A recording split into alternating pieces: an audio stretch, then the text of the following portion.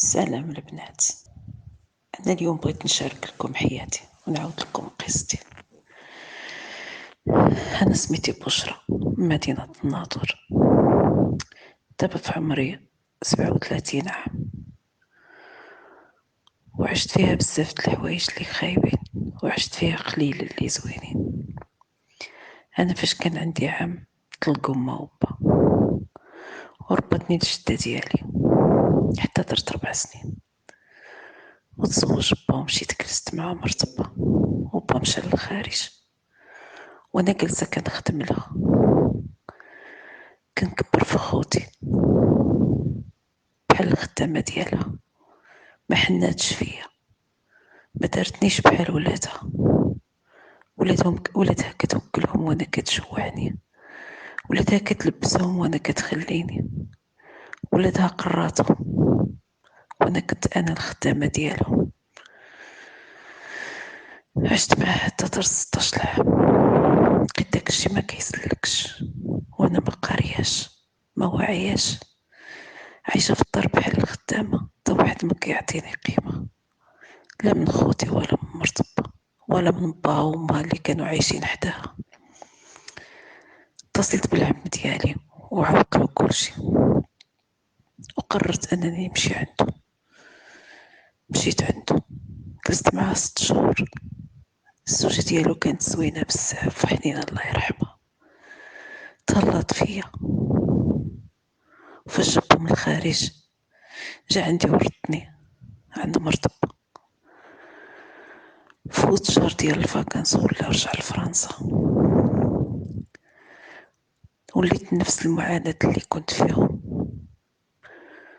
صافي بقيت قادة، تقهرت، النفسية ديالي مرضات، صحتي تأزمات. وخرجت في واحد النهار، كبت واحد الطريق، رجعت للعروبية، من المدينة للناظور للعروبية لدار عندنا. رجعت للجدة ديالي واستقبلتني، حضناتني، حسيت بالحنان ديال الأم اللي ما كتعرفهاش. عشت مع عمومي، كانوا هما الإخوان ديالي. عشت مع عماماتي، تهلاو فيا، عوضوني داك الحرمان اللي كنت محرومة منه. عشت بزاف د الحوايج زينين، وقفوا معايا، داووني في صحتي، ترقعت في كل شيء. درت 19 عام، جا عندنا واحد ولد خالتي اللي ضيف، وأول مرة كنشوفو، وحتى هو أول مرة كيشوفني.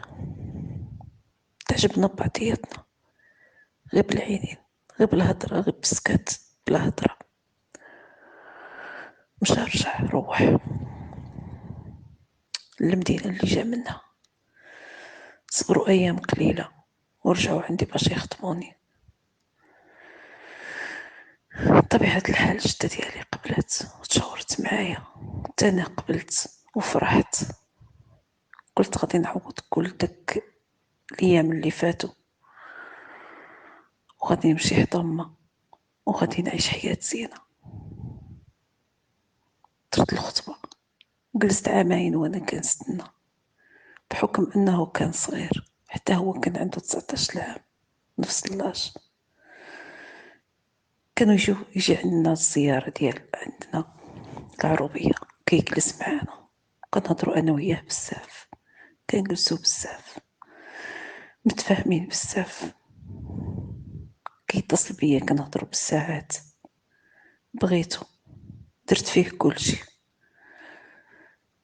درت فيه والديا، درت فيه خوتي اللي كنت محرومة منهم، درت فيه كلشي وبغيتو.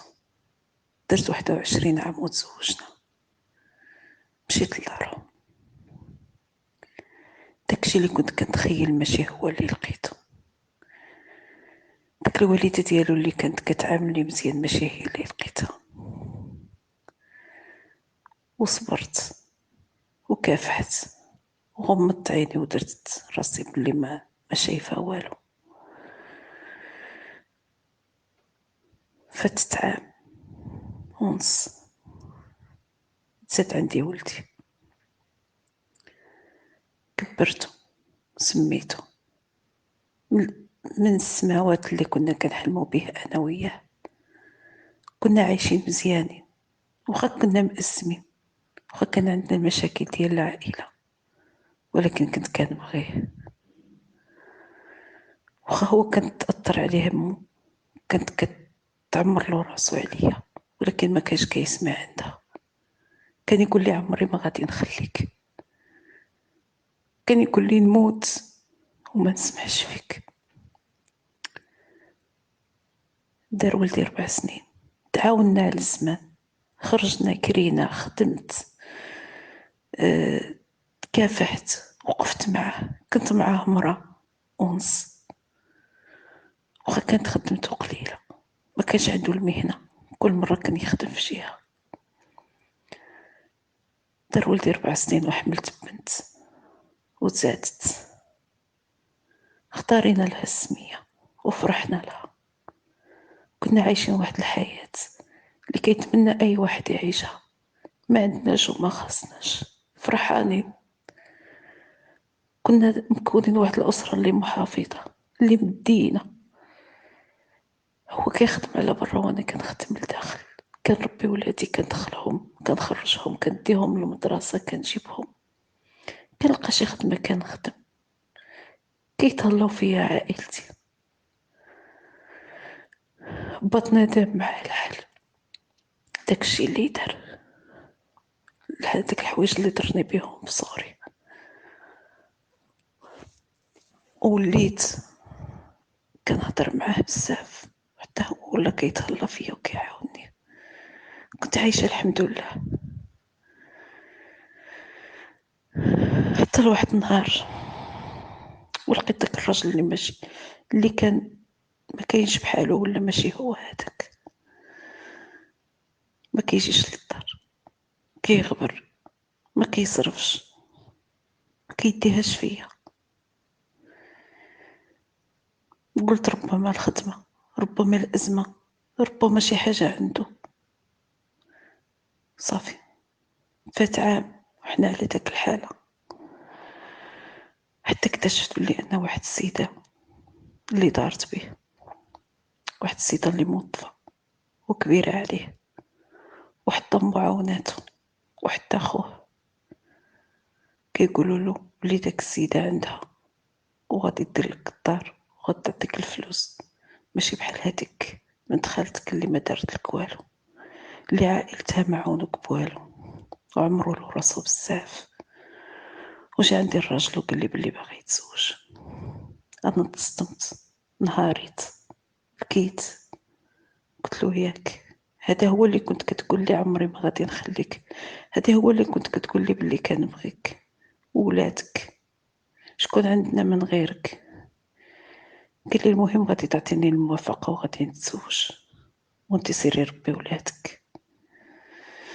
قلت له الا كنت غادي تعطيني جلست مع راسي فكرت، قلت له الا غادي تعطيني الموافقة خصك دير معايا واحد الالتزام اللي غادي توعدني باللي غادي تصرف على ولادك وانا غادي نربيهم. ما قديتش نتفرق عليه،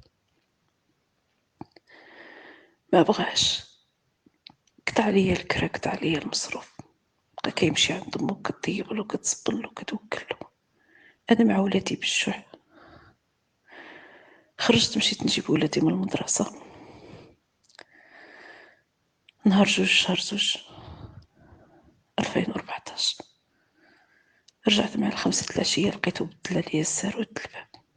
حسيت براسي ما عنديش قيمة، حسيت براسي لو كانت تشقت الارض لو كانت دخلت فيها، حسيت براسي تحطمت. ما كنتش باغي نعيش ولادي بلا با، ما كنتش باغي يفوتوا في داكشي اللي فت فيه انا عايشه بلا والديا. ولكن هو ما بغاش، جرى عليا، خرجني، مشيت عند البوليس، درت بيه شكايه، جبت معايا البوليس للدار وهزيت وراقيه وكسوتي، مشيت كريت بيت.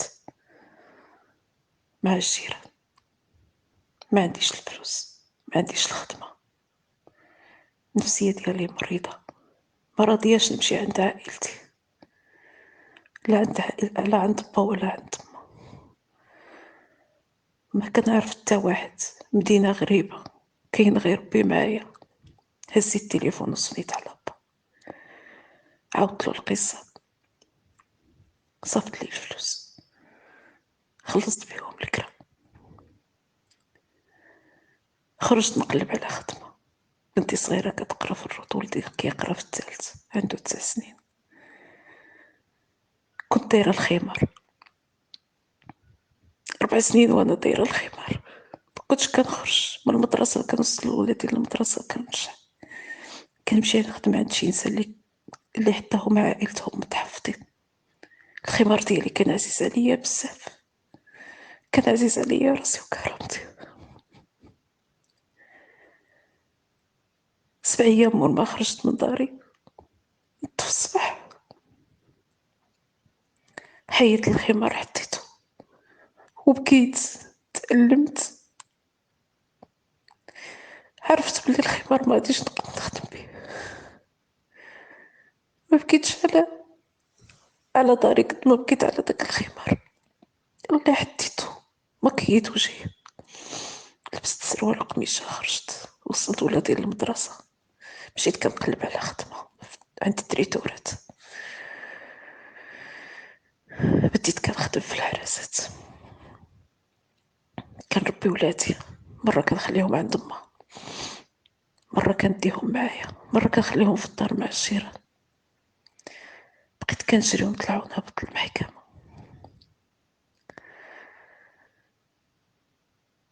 ما قديتش، مسؤولية ثقيلة. الكرامة ديالي مشات، هو تزوج، مشى خطب داك المرا ودار معاها الخطوبة ولبس معاها الخاتم دا والديه. جا عندي قال لي بغيت تطلق. قلت له كي داير الطلاق؟ واش كاين شي مرا كتطلق الراجل؟ واش انت غترضى غيقولوا الناس هو اللي طلقاتو مرتو؟ انت اللي خرجت، انت اللي بغيت تزوج، سير طلق. قال لي ما عنديش باش، رجعي واعطيني الموافقة وما تهضريش.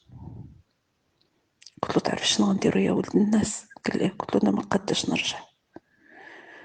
وانت باغي تزوج؟ قال لي واه. قلت له اجي نمشيو نديرو طلاق اتفاق. مشيت معاه ودرت معاه طلاق اتفاق، تبعنا الجلسات، سمحت له في النفقة د الولاد، سمحت له في القش الدار، عطاني داكشي اللي كنت كنسال في الصداق، وطلقنا. نهار اللي طلقنا كانت اكبر صدمة ليا. مشينا عند العتون انا وياه، سنين طلق وخرجنا، مد ليا يدو، قال لي يا اختي بشرى سمحيلي، الله يفارقنا بلا ذنوب. ما بينتش قدام، كنت لابسه نضاد ركوحل، عيني يعمروا بالدموع، حسيت بالفشلة، ركابية مهزينيش. هو مشى الخدمة ديالو وانا جيت للدار، جلست سيمانة وانا في الدار كنبكي، ما كنبينش لولدي، كنلبس حوايجي كنقد كنماكي، كنخرج قدام الجيران كيقولوا لي طلقتي، كنقول لهم تانيت، وانا من الداخل ديالي كنتحرق. تزوج، دار العرس،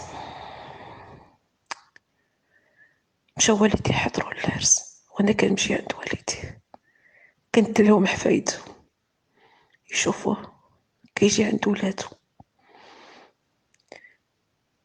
تقهرت، ما قديتش، كرهت داك المدينة اللي راني فيها، كرهت دوك الناس، كرهت الهضرة ديال الناس، كرهت النظرة ديال المجتمع. ولاو الناس كلشي كيشوفوا فيا بعين ناقصة، ولاو كلشي كينعتو عندي بالصباح. شكون هاديك؟ هاديك هي اللي كانت دايرة الخمار، هذيك هي اللي طلقت راجلها، ما بقاش هو اللي مطلقني، وليت انا اللي مطلقاتو. حتى واحد ما رحمني، حتى واحد ما قال فيا يحسن العوان. قررت انني نخرج من داك المدينه، انني نرجع للناطور. خدمت في واحد الصيف، خدمت العراسات، جمعت شويه الفلوس، خلصت مول الدار اللي كنت كاريه عنده، جيت للناطور، قلبت الكرا في واحد العروبيه في واحد الفيلاج صغير نواحي الناطور، ورجعت جمعت حوايجي، جبت ولادي، هزيت لهم الانتقال وجيت سكنت في داك الدار. عاد كيتصلوا بيا العائله، عاد اتصل بيا با وما عماماتي، كي دايره لاباس عليك مزيانه، كيسولوني، كنقول لهم انا حداكم، انا وليت ساكنه حداكم، انا وليت ساكنه في الناطور. با فرح، عجبو الحال. اما قالت لي علاش مشيتي تما لو كان جلستي في المدينه، داك بلاصه صعيبه ماش تقدري تعيشي فيها، الناس ديالها قاسحين. قلت لها بغيت ننسى داك المدينه، ننسى داك الناس، بغيت نربي ولادي في واحد بلاصه اللي نقيه واخا عروبيه. سكنت في هاد الفيلاج، ما كنت عارفه حتى واحد، كنت كنخرج نمشي نتقضى كنرجع للدار. كان يصيفط ليا النفقه ديال ولادي، كان يصيفط ليا 80,000 فرانك في الشهر، انا كاريه ب45,000 فرانك، كندير المستحيل باش نوصلها. ولادي كنوكلهم 2 مرات في النهار، وانا كاين شي مرات اللي كنبقى بالجوع. فوت واحد الوقت تعرفت على الناس،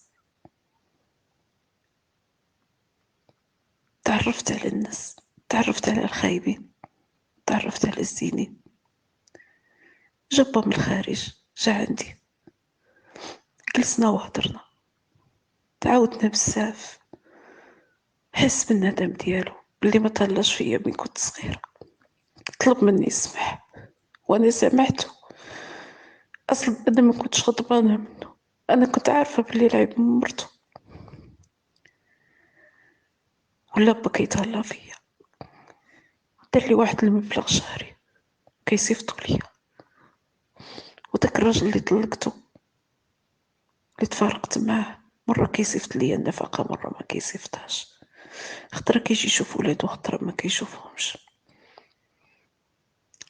ولدي قرا السادسة هنايا، وقرا السابعة، وقرا الثامنة، وقرا التاسعة، الحمد لله. دابا هاد العام راه عندو الساكية، وبنتي راه عندها الخامس. دابا 5 سنين وانا في هاد الفيلاج الصغير، ارتحيت فيه، كنبغي ولادي بزاف، هما الحاجة الوحيدة في حياتي اللي كتفرحني، فاش كنشوف فيهم كيقراو. دابا ولدي كبر، ولات عنده 15 عام، بنتي عندها 11 عام، زوينين تبارك الله، بغيت ربي يحفظهم لي. ادعيو معايا البنات، بغيت داكشي اللي تحرمت به من والديا ومن الراجل، بغيت يعاودوا لي ربي في ولادي. تعرضوا عليا بزاف ديال العروض ديال الزواج، ما بغيتش شي راجل اخر يعيش مع ولادي، ما قديتش نبغي شي واحد، ما قديتش. كل واحد واش كيقول، واحد كيقول كتفسد، واحد كيقول ماشي زينة، واحد كيقول متكبرة. بغيت نعرف علاش المرأة مطلقة بحال المجرمة، كلشي كاين عدلها، ولكن الحمد لله دابا في هاد الوقت انا راني مزيانة مع ربي، وما كيهمنيش انني نكون مزيانة مع الناس. استقريت هنايا، عاونوني شي ناس من العائلة وشريت الأرض، ودابا كنستنى أنني نبنيها، ودرت التكوين ديال الخياطة وهزيت الدبلوم ديالي وكريت واحد الدار زوينة ورخيصة وشريت الحوايج ديالي.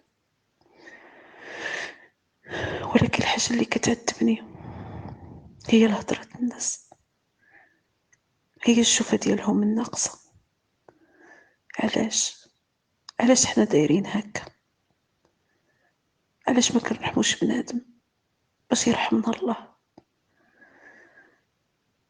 نقول لكم البنات، الحب راه ما كيدومش، الحب راه غير قصة، الحب راه غير كلام. الراجل اللي طلقني تزوج وولد 2 ولاد، بنت وولد، وتفارق مع مرته وراه عايش بوحدو تا هو. قعد عام ما جاش يشوف ولادو. نهار اللي جا دخل وجلس، كلا وشرب وجلس معانا 24 ساعة وهو جالس في وسطنا، أنا وولادي. نعس وغدا ليه ناض مشى، عنده شي حاجة لصقت له في كرجمتو بغا يقولها. الشوفة ديالو كدل على الندم اللي راه نادم، ولكن الندم ما كينفعش. انا حسيت بكرامتي طاحت في الارض، حسيت باللي بدلني بمرأة ما بدلنيش بشي حاجة اخرى. دابا انا الداخل ديالي كنتحرك، بغيتو يكون مع ولادو، بغيتو يكون يدخل يخرج في الدار. تمنيت لو كان يجي ويقول لي بغيت نرجعو، ولكن في نفس الوقت ما بغيتش. هذه هي قصتي، هذه هي بشرى من ناظور.